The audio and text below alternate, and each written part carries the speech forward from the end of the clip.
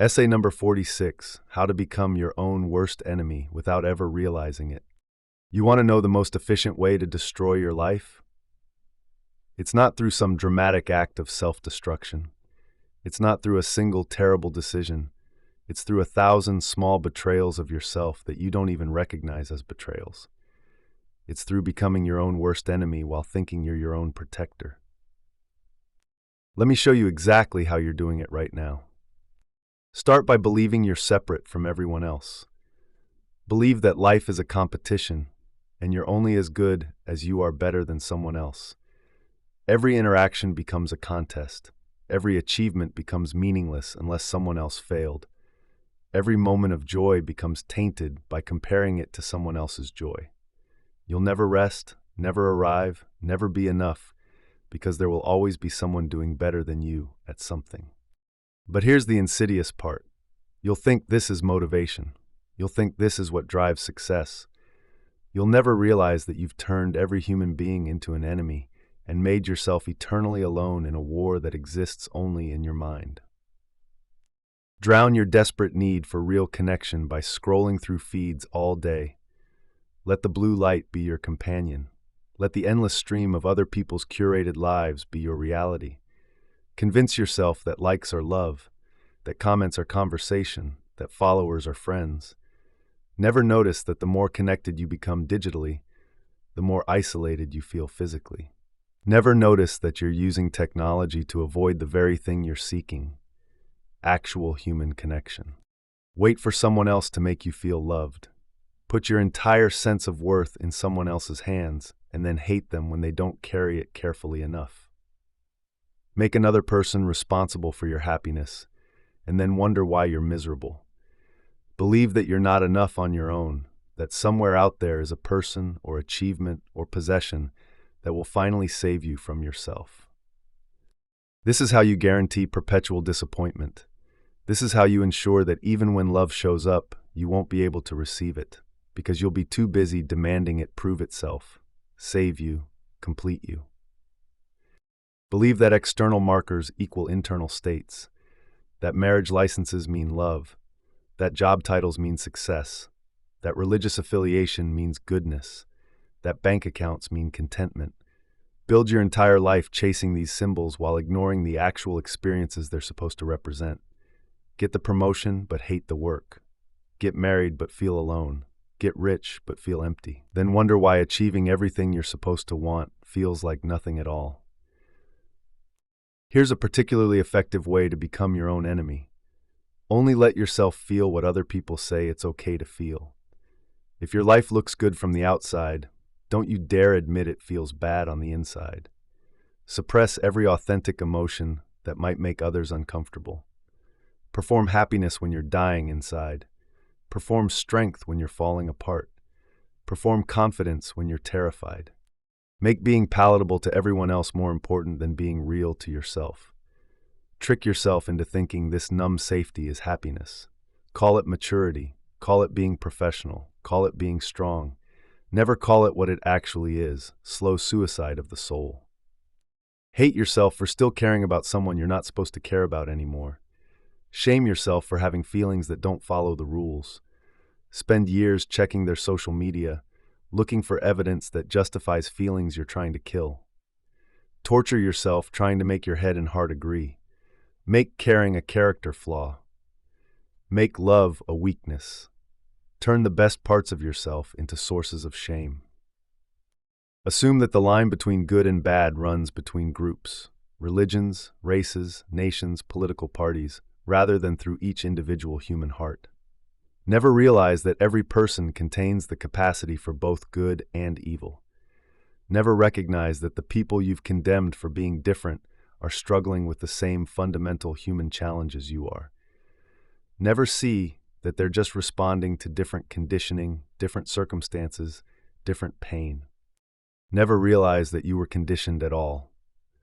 Believe that your thoughts are originally yours, that your values are objectively correct, that your perspective is the perspective. Never question where your beliefs came from. Never examine whether they're serving you.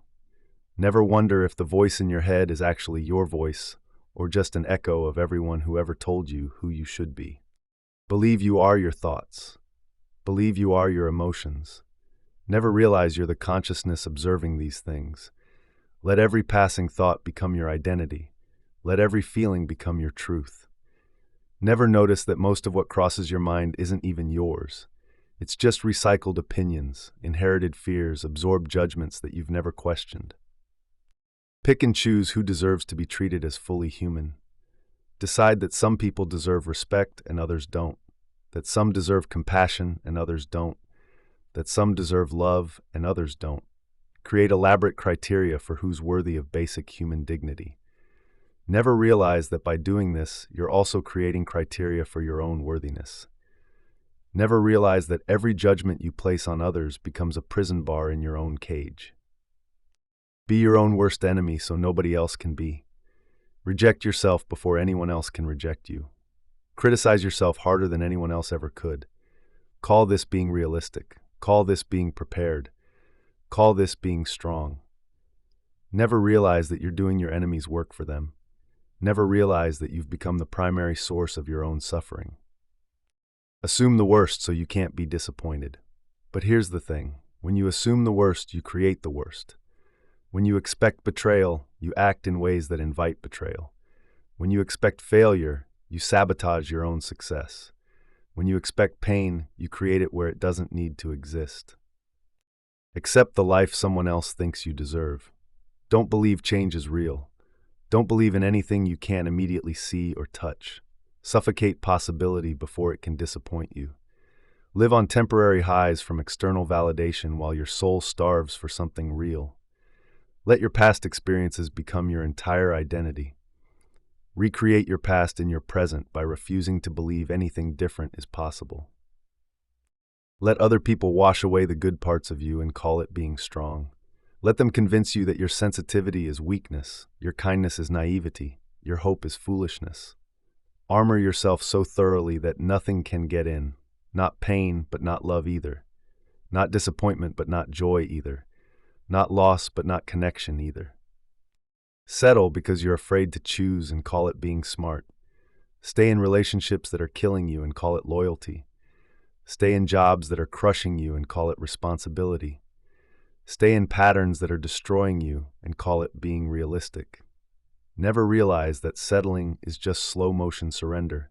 Never realize that smart and scared are not the same thing. Fight others so you don't have to face yourself. Create external conflicts to avoid internal ones. Start arguments to avoid vulnerability. Create drama to avoid stillness. Stay busy to avoid feeling. Stay angry to avoid grieving. Stay superior to avoid connecting. Make everyone else the problem so you never have to be the solution. Resist and reject everything until it seems like the whole world is against you. Never realize that your mind is the one creating the resistance. Never realize that what you resist persists. Never realize that your rejection of life is life's rejection of you reflected back. Never realize that you're not protecting yourself, you're imprisoning yourself. Here's the ultimate tragedy. Bit by bit, choice by choice, moment by moment, you create the life you never wanted, with pieces you never consciously chose. You become someone you don't recognize, living a life you don't want, and you think it just happened to you. You never realize you were the architect of your own prison. You never realize you've been holding the key the entire time. The most efficient way to become your own worst enemy is to do all of this while believing you're protecting yourself. To engage in all these patterns while thinking you're being smart, strong, realistic. To destroy yourself while believing you're saving yourself. And the most insidious part? You'll read this and recognize some of these patterns, maybe even most of them. But you'll convince yourself that awareness is enough, that seeing the prison is the same as leaving it, that recognizing you're your own worst enemy is the same as stopping. But awareness without action is just sophisticated suffering. Knowing you're doing this to yourself without changing it might actually be worse than not knowing at all. Because now you're consciously choosing to remain your own worst enemy. The question isn't whether you're doing these things. You are. We all are, to some degree.